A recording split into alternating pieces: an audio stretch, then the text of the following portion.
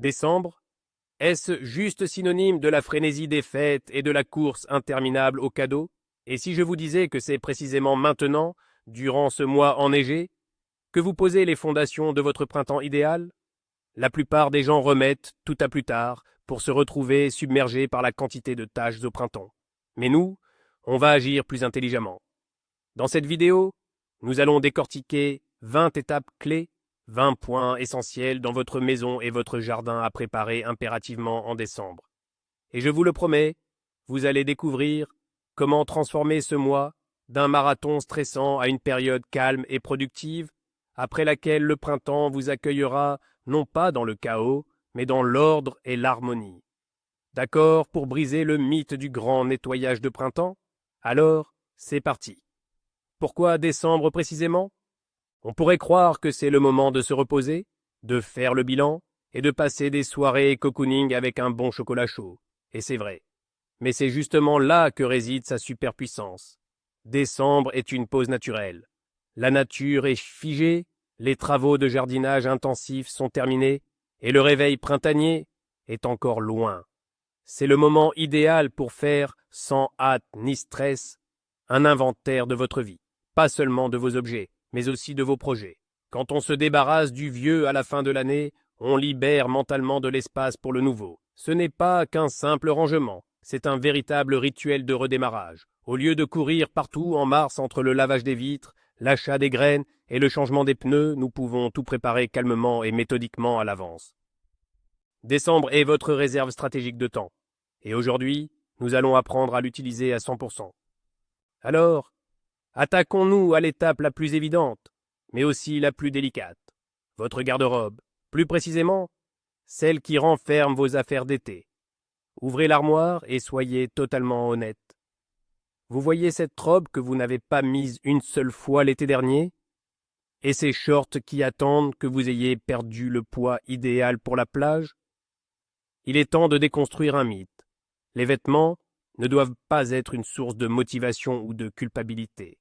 Ils doivent vous apporter de la joie et du confort, ici et maintenant. Alors, sortons sans pitié toutes vos pièces d'été. Ce qui n'a pas été porté depuis plus de 2 saisons, on met de côté. Ce qui est trop petit ou trop grand, même chose. Ce qui est démodé ou que vous n'aimez plus, on s'en débarrasse sans regret. Visualisez l'espace que vous créez sur vos cintres, l'air qui circule. Votre seul objectif, ne gardez que ce que vous aimez sincèrement et que vous porterez réellement. Tout le reste, vous pouvez le donner à des œuvres caritatives, le vendre ou le recycler. C'est la première étape, et la plus cruciale, vers une sensation de légèreté, non seulement dans votre dressing, mais aussi dans votre esprit. Croyez-moi, vous vous remercierez 1000 fois d'avoir fait le ménage au printemps. Passons maintenant à la question de l'artillerie lourde. Votre garde-robe d'hiver. On pourrait penser qu'on vient juste de la ressortir. Pourquoi faire un inventaire maintenant? Eh bien voici pourquoi. C'est justement en pleine saison que vous savez exactement ce que vous portez vraiment, et ce qui ne fait qu'encombrer votre placard. Peut-être que ce gros pull s'avère finalement moins chaud que prévu, ou que la fermeture éclair de votre doudoune préférée a lâché. Décembre est le moment idéal pour les petites réparations. Coudre un bouton, apporter votre manteau ou vos bottes à l'atelier de retouche. Ne repoussez pas ça à la fin de l'hiver. C'est aussi la période parfaite pour le pressing. Par exemple, si vous avez un manteau que vous ne mettez que pour les grandes occasions, mais qui manque un peu de fraîcheur, faites-le nettoyer maintenant, plutôt que de vous précipiter au printemps, quand tout le monde fera nettoyer ses affaires d'hiver. Vérifiez si vous avez suffisamment de chaussettes chaudes et si vos gants et votre bonnet sont en bon état. Faites une liste de ce qu'il vous manque vraiment et profitez intelligemment des soldes et des promotions avant Noël, au lieu d'acheter n'importe quoi. Votre garde-robe d'hiver doit être votre armure contre le froid et non un simple entrepôt de choses inutiles. Et les chaussures, alors? C'est la partie de notre garde-robe qui souffre le plus, surtout avec nos hivers, le sel et la gadoue. Offrons à nos bottes et bottines un vrai traitement de spa.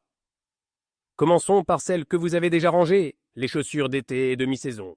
Êtes-vous certain de les avoir mises de côté, propres et dans des boîtes adaptées? Si ce n'est pas le cas, c'est le moment idéal pour y remédier.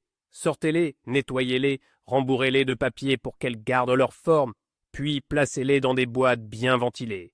Passons maintenant au modèle d'hiver. Toutes les chaussures que vous portez actuellement nécessitent un examen minutieux. La semelle ne se décolle-t-elle pas quelque part? N'est-il pas temps de faire refaire les talons ou les patins? N'attendez pas que le problème devienne critique. Apportez-les chez le cordonnier sans tarder. Traitez impérativement toutes vos chaussures en cuir et en daim avec des produits hydrofuges et protecteurs. Cela prolongera leur durée de vie considérablement. Achetez également de bonnes semelles intérieures si les anciennes sont usées. Imaginez que vos chaussures sont le fondement de votre confort.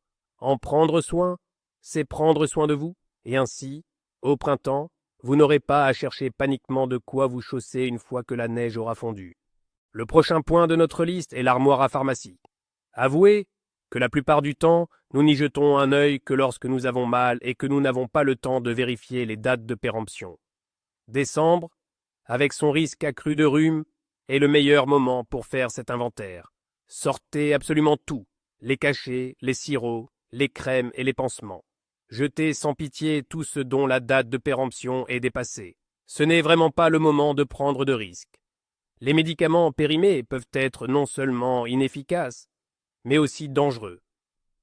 Triez ce qu'il reste par catégorie. Les antidouleurs, les remèdes contre le rhume, les produits pour la digestion et le matériel de pansement. De cette façon, vous verrez immédiatement ce qu'il vous manque. Établissez une liste des produits nécessaires. N'oubliez pas d'inclure les produits de base pour les maux saisonniers. Un antifièvre, des gouttes nasales et des pastilles contre la toux. Vérifiez si votre thermomètre fonctionne. Et maintenant, démystifions un mythe. Plus on a de médicaments, mieux c'est.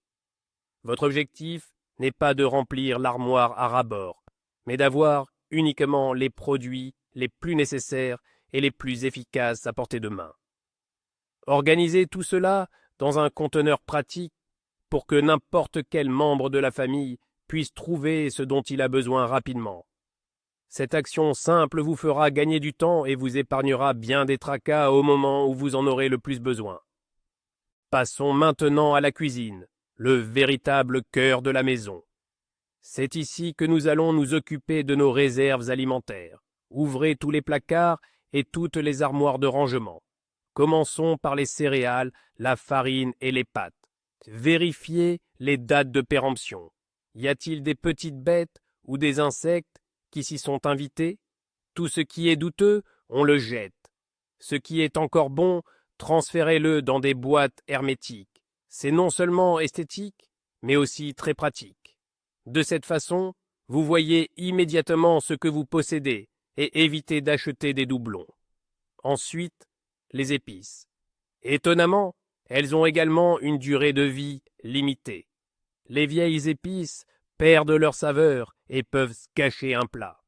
Sentez-les. Si l'odeur est faible, il est temps de les renouveler.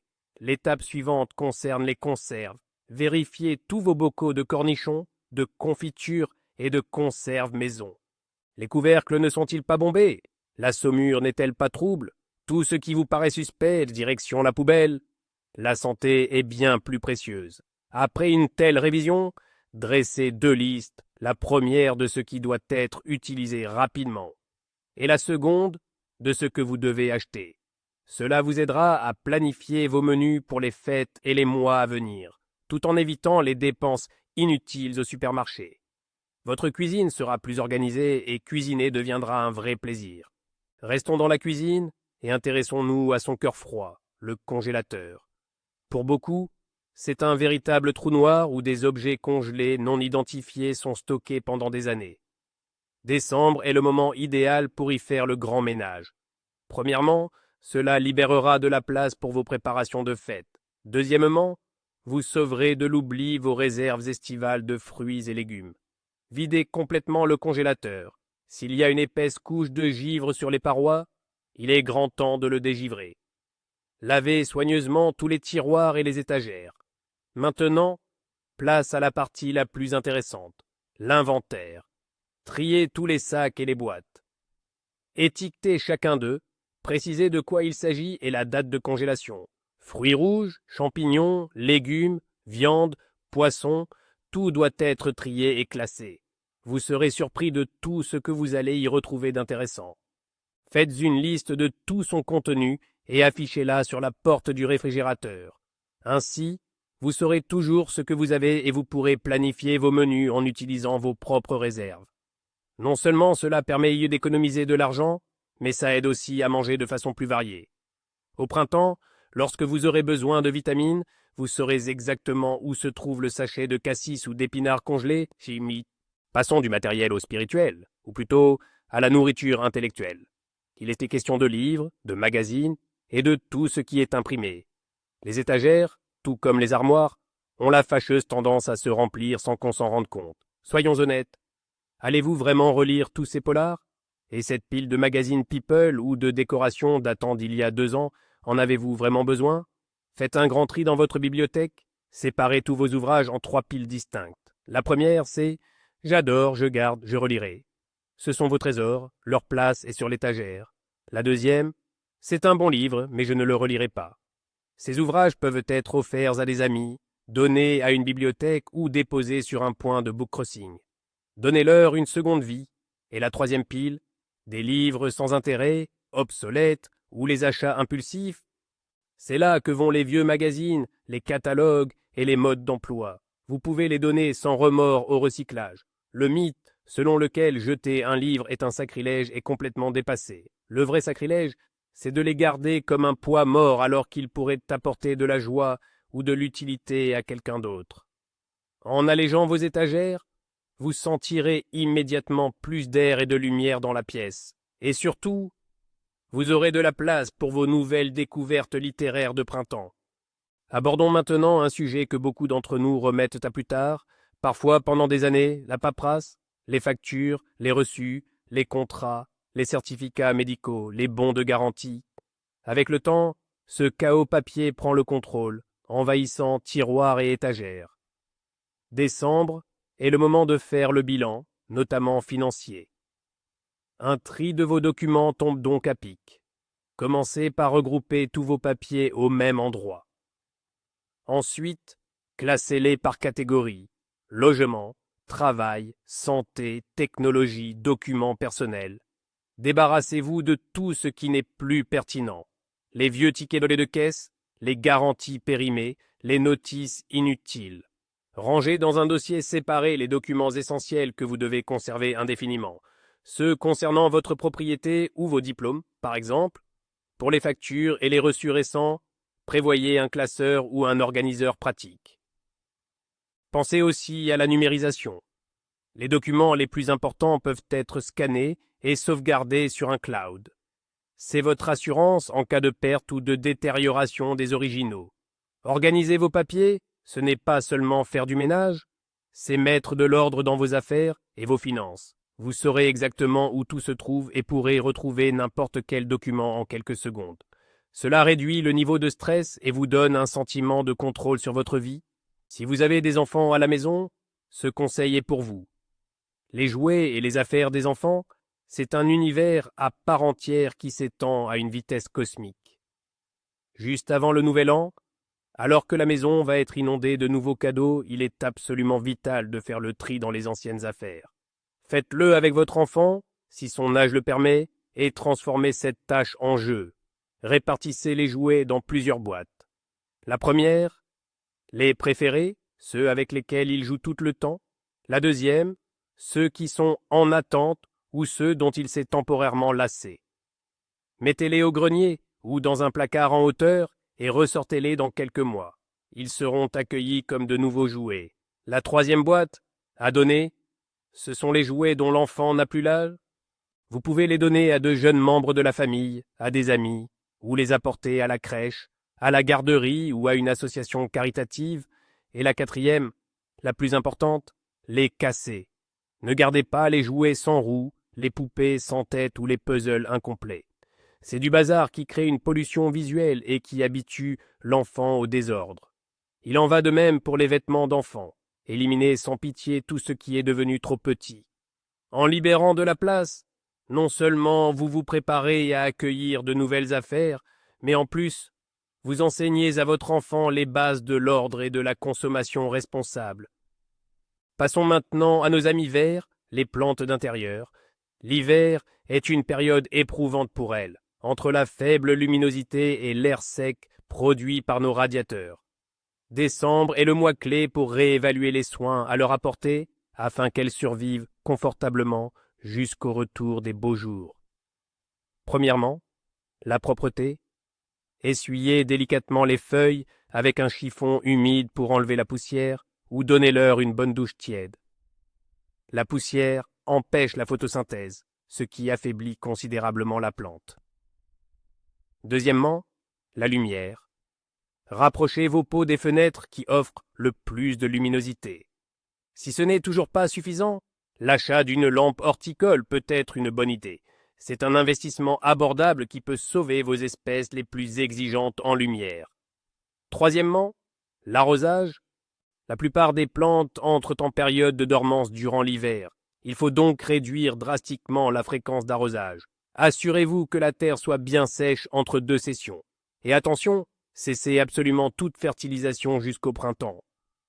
L'engrais pourrait être fatal en période de repos. N'oubliez pas non plus d'inspecter attentivement vos plantes pour détecter d'éventuels parasites ou maladies. Ils peuvent être particulièrement virulents durant l'hiver. Si vous détectez le moindre signe suspect, intervenez sans attendre. Les soins que vous leur apportez maintenant sont un véritable investissement pour garantir une floraison spectaculaire et une croissance vigoureuse dès le printemps. Des plantes saines et bien entretenues embellissent non seulement votre intérieur, mais contribuent grandement à créer une ambiance chaleureuse et apaisante. Passons maintenant au balcon ou à la loggia. Avouons-le, pour beaucoup d'entre nous, c'est devenu la zone de stockage ultime, le refuge de tout ce qui ne trouve plus sa place dans l'appartement.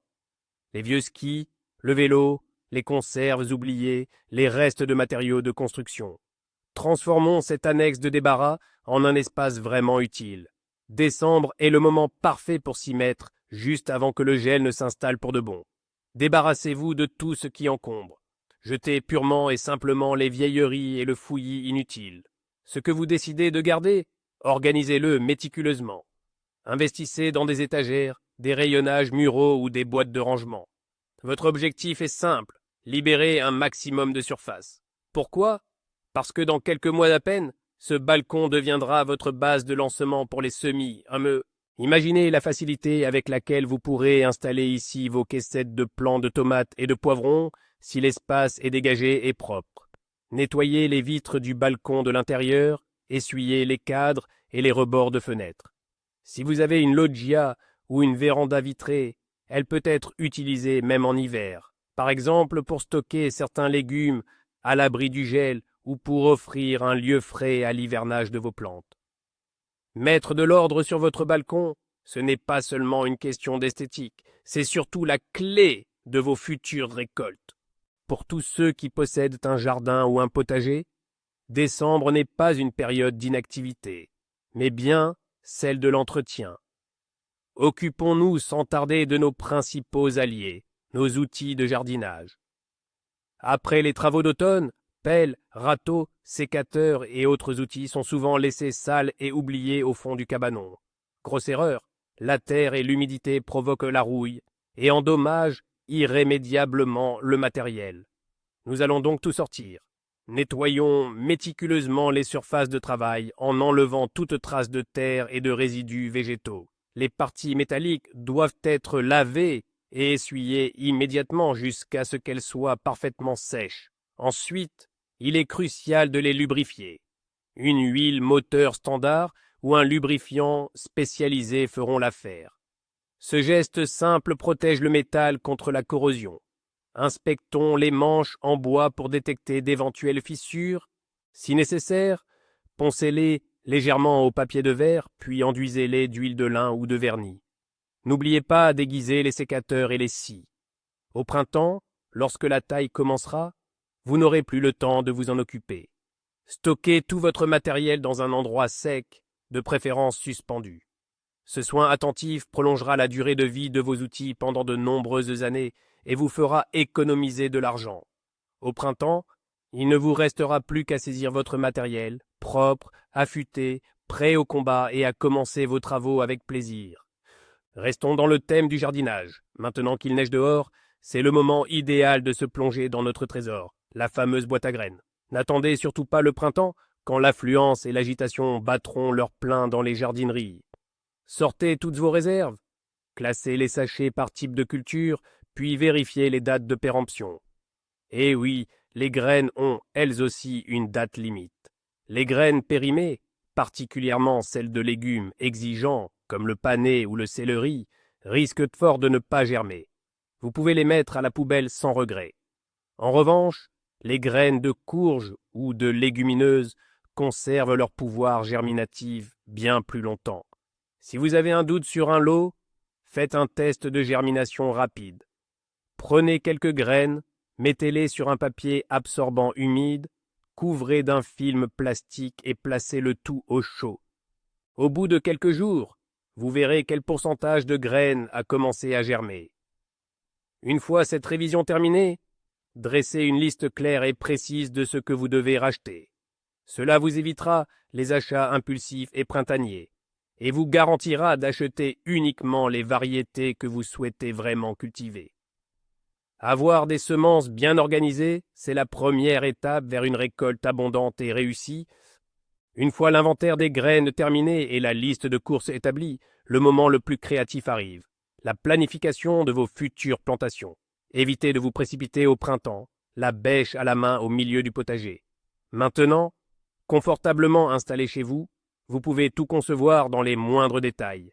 Munissez-vous d'une feuillette de papier ou ouvrez un logiciel spécialisé sur votre ordinateur. Dessinez le plan de votre parcelle, l'emplacement des carrés de culture, de la serre et des massifs de fleurs.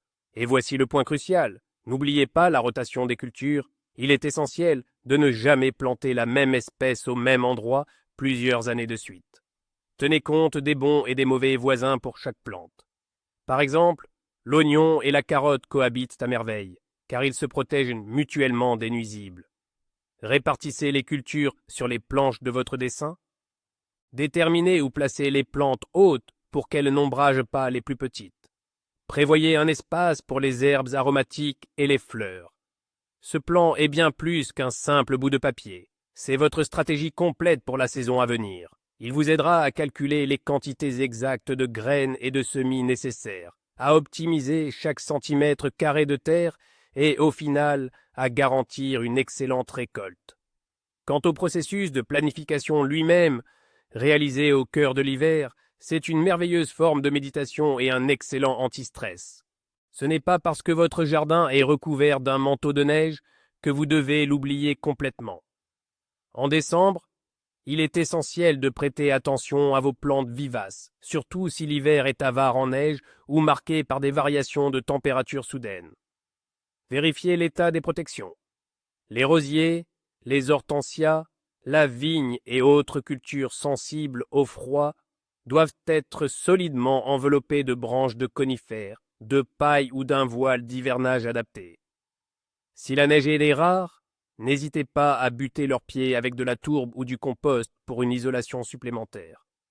À l'inverse, après d'importantes chutes de neige, il est crucial de secouer l'excès de poudreuse des branches, des conifères et des arbustes d'ornement. Sous le poids de la neige mouillée, les branches sont extrêmement fragiles et peuvent le casser facilement. Profitez-en pour inspecter le tronc des jeunes arbres. Si ce n'est pas fait depuis l'automne, il n'est pas trop tard pour les entourer d'un grillage spécial ou de branches de sapin afin de les protéger des rongeurs, lapins et souris, qui peuvent causer de graves dommages à l'écorce. Faites le tour du jardin pour vous assurer que tout est en ordre. Cette inspection hivernale ne prend que quelques instants, mais elle permettra à vos plantes de passer l'hiver sereinement et de retrouver le printemps pleine de vigueur. Accorder de l'attention à votre jardin, même en plein hiver, est le gage de sa santé et de sa beauté future. Poursuivons notre série sur la protection du jardin en nous concentrant sur les arbres. Beaucoup croient à tort que blanchir les troncs est une simple formalité esthétique printanière, souvent réalisée juste avant les beaux jours. C'est une idée complètement fausse. En réalité, le chaulage le plus crucial doit être réalisé en automne ou, si le temps le permet, en hiver. C'est à la fin de l'hiver et au début du printemps que le risque est maximal. Le soleil commence à taper fort la journée, faisant monter la température, tandis que la nuit, le gel persiste. Ce contraste, la montée en température de l'écorce foncée suivie d'un refroidissement brutal, provoque l'apparition de gerçures profondes, appelées fentes de gel. La couleur blanche, elle, réfléchit les rayons du soleil et protège efficacement le tronc contre ces chocs thermiques. Par conséquent, si vous bénéficiez d'un redout en décembre avec des températures au-dessus de zéro, saisissez cette excellente occasion pour choler ou pour renouveler le badigeon sur vos arbres fruitiers. Utilisez une peinture d'arboriculture spéciale ou un badigeon de chaux auquel vous ajouterez du sulfate de cuivre, reconnu pour ses propriétés désinfectantes. C'est une mesure simple mais extrêmement efficace qui protégera vos arbres contre les maladies et les dommages, garantissant qu'ils restent en bonne santé pour de nombreuses années. Alors, ne manquez pas l'occasion et prenez soin de votre jardin comme il se doit. Revenons à l'intérieur et faisons le point sur un autre stock stratégique, les produits ménagers et d'entretien. Jetez un œil sous l'évier de la cuisine et celui de la salle de bain. Il y a fort à parier que vous y trouverez une collection entière de bouteilles à moitié vides, de produits périmés ou de nettoyants qui ne vous ont pas plu et qui traînent depuis des lustres. Commençons par nous débarrasser du superflu. Jetez immédiatement tous les emballages vides. Vérifiez la date de péremption de vos produits nettoyants. Oui, même eux en ont une. Les produits périmés peuvent perdre toute leur efficacité. Quant aux produits qui ne vous ont pas convenu, ne les gardez pas des années. Peut-être qu'ils pourront servir à quelqu'un de votre entourage. Maintenant, regroupez tous les produits similaires au même endroit. Vous avez 3 flacons de liquide vaisselle à moitié plein? Transvasez tout dans une seule bouteille, ça vous fera gagner de la place. Évaluez l'état de vos chiffons, éponges et brosses. Ceux qui sont usés et sales doivent partir directement à la poubelle. Faites une liste de ce que vous avez réellement besoin de racheter.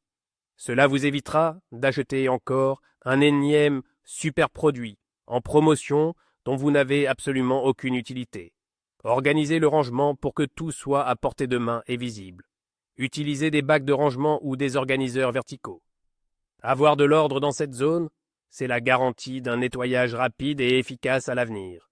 Décembre, c'est le mois où l'on rêve de cocooning. Et quoi de mieux qu'un textile propre et frais pour instaurer cette ambiance chaleureuse? On a tendance à repousser ce grand nettoyage à plus tard. Profitons-en maintenant, pendant qu'on a un peu de temps devant nous. Commençons par les rideaux. Après l'été et l'automne, ils ont accumulé une quantité impressionnante de poussière. Décrochez-les et lavez-les ou confiez-les à un pressing selon le type de tissu. Vous serez surpris de voir à quel point l'air de la pièce va s'en trouver assaini. Pendant que les rideaux sèchent, lavez vos vitres. Oui, même en plein hiver. Au moins l'intérieur, des carreaux propres, laissent passer cette précieuse lumière d'hiver, ce qui est bénéfique à la fois pour vous et pour vos plantes d'intérieur.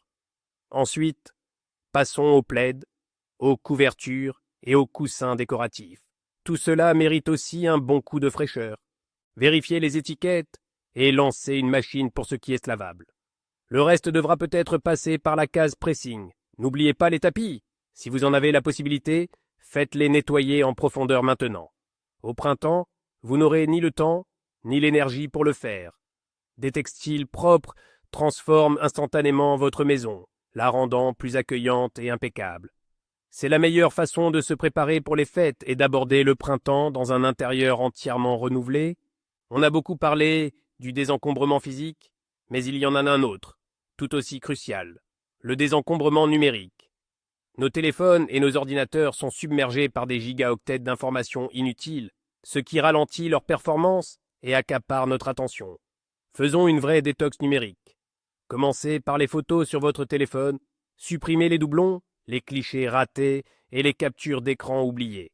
Classez les photos restantes dans des dossiers ou téléchargez-les sur le cloud pour libérer la mémoire de l'appareil. Passons ensuite aux applications. Parcourez tout ce qui est installé sur votre smartphone. Désinstallez celles que vous n'avez pas utilisées depuis plus de 6 mois. Elles ne font qu'encombrer l'espace et peuvent être tournées en arrière-plan. Nettoyez le bureau de votre ordinateur. Rangez les fichiers dans des dossiers thématiques. Supprimez les documents inutiles. Jetez un œil à votre boîte mail.